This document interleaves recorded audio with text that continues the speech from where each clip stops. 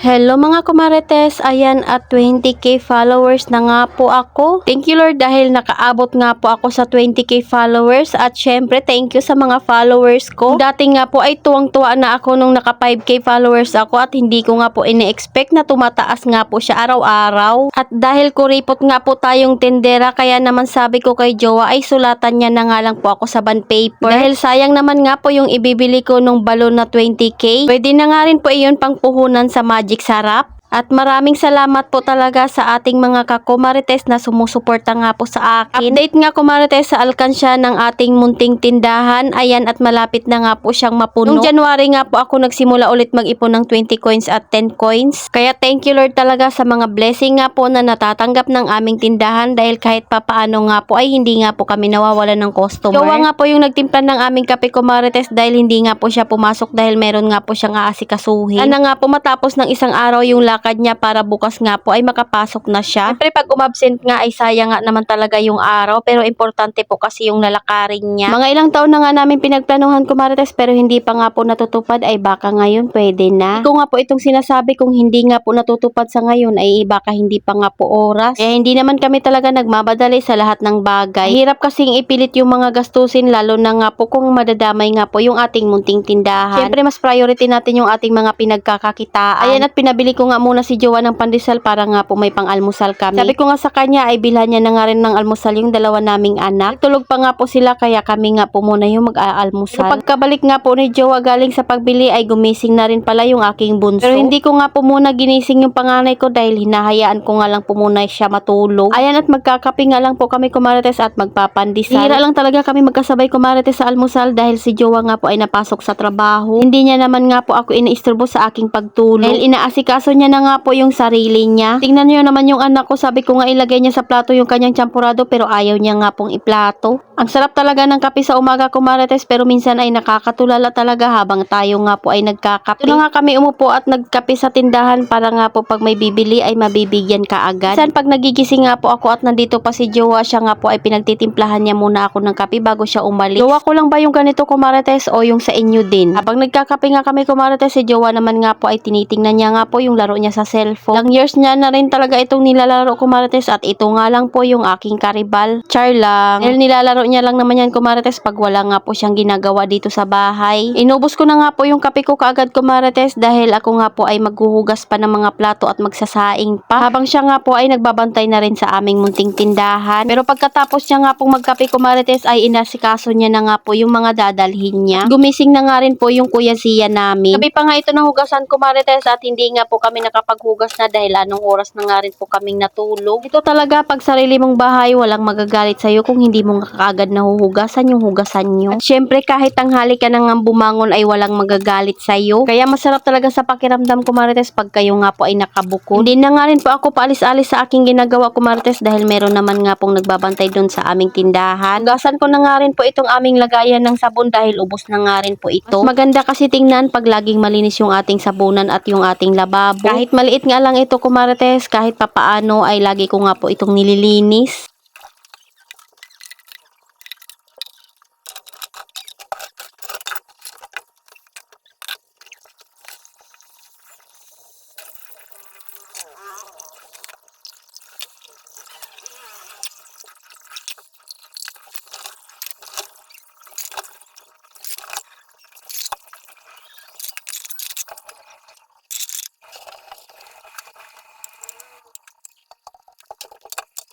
Diretso saing na nga rin po ako kumarites ng aming pananghalian pagkatapos kong maghugas. Wala pa nga po kaming ulam at hindi nga po kami nakapamalingki kagabi. Mag-uulam na nga lang po kami ng Lucky Me noodles kumarites at mamayang gabi na nga lang po ako magluluto. Mas madalas sa gabi nga po kami nag-uulam ng masarap kumarites kaysa nga po sa tanghalian. Tanghali naman nga po ay minsan yung tira lang namin na ulam sa gabi.